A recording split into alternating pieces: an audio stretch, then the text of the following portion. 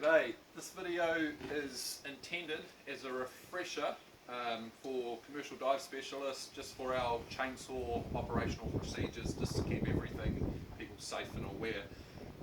Before you operate this tool underwater, you obviously must have at least an ADAS level 2 certification, which is your formal training, includes your formal training for the use of a chainsaw underwater. Without that, you shouldn't be carrying on anymore. So I'll go over the main parts of the chainsaw. You've got your chainsaw for one, your hydraulic power pack. Notice that the motor's a bit bigger than a normal chainsaw, and that sort of compensates for the hydraulic leads and that sort of thing. We'll go into detail about each piece later. And the chainsaw specific tools is a chain tool, which you can tension the chain via a worm drive and loosen off the bar. The other tool which we keep for the chainsaw, we keep a scraper for cleaning the bar after the cut's done. It's more about packing it away cleanly and efficiently.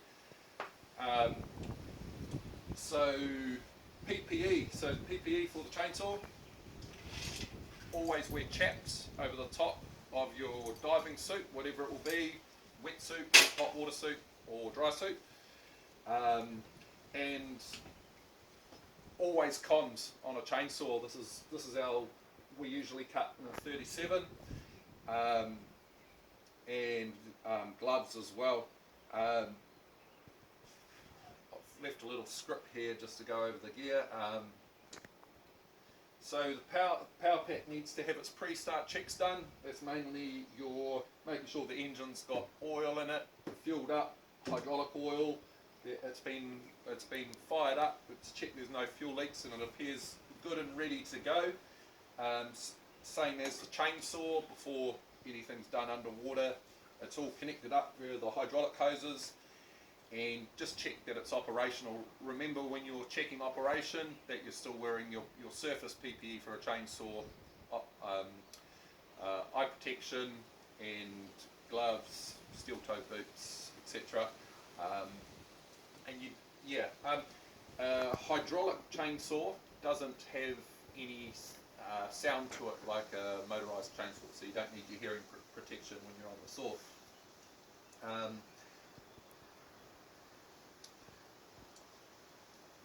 So the chainsaw pre-checks before you get in the water is pretty simple. It's a lot simpler than a normal saw. So take the sheath off and you're checking for the chain tension.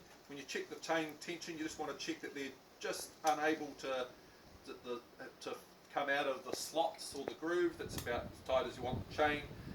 And of course run it up, check that it's operational and safe.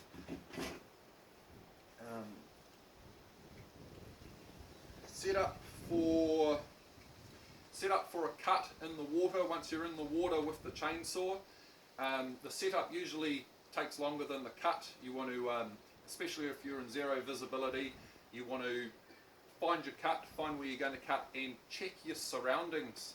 So you want to make sure you're in no overhangs, or check what you're cutting. If it's not a pile, if it's a tree or something like that, you want to make sure where it's going to cut. If you're in zero visibility, obviously you might choose then to maybe cut some limbs off the tree, etc. first, so that when you know which way it's going to fall, nothing's going to come and hit you. So yeah, preparation for the cuts, everything, and that so that includes, once you find where you want to cut, before anything is setting, before you even set your umbilicals up, is clean the cut, and that is especially oyster shells. So once you get into a cut, if you go through an oyster shell, it'll blunt the chain instantly. You'll only go through 1 or 2 oyster shells, and it'll just make you look like an idiot underwater for not cleaning your cut. Likewise for mud, telling you how to suck eggs, but if this chain touches the mud, you'll blunten the chain straight away and you won't be very efficient on the cut.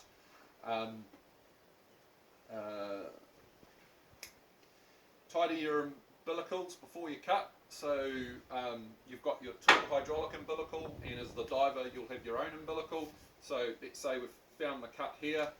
I prefer to stand in this position like I am now. If this is where I'm going to cut, I run my own umbilical, tuck it under my foot, tell the tender to come up tight so I know where my umbilical is.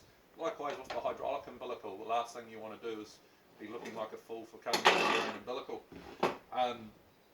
Now most of the cuts on the chainsaw are done side on. We very rarely get to do cuts this way just because it's usually piles. But so once you get in a nice comfy position for the cut, then it's all just been in a nice position. I'll go over the parts of the chainsaw. This is obviously the trigger. It won't operate unless you have the pull of safety. And unlike a surface chainsaw, you don't have a bar stop. A bar stop, you can push forward and obviously stop the chain from rotating. Instead, what we have got to have really clear communications with the surface. And the only two commands for the chainsaw we say off the surface is tool hot, which means someone on the surface will pull this lever, and that means the tool will then go if you pull the trigger. The other command is tool cold. Now you only say tool hot right when you're going to cut, and it's very important to be clear on the comms. And so you always leave the tool cold if you are moving around. So then once you're into the cut, it's important to know it's quiet underwater. Like these things, once you've gone tool hot and you start doing the cut, you hardly hear the chain working once you're underwater, which is quite different to cutting on the surface.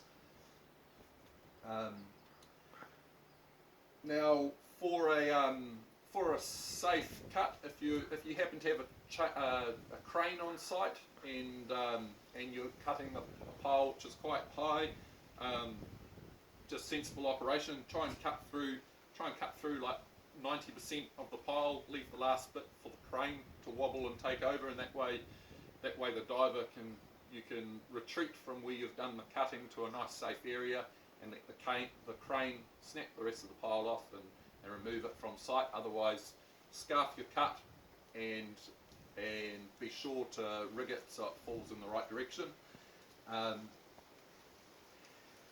When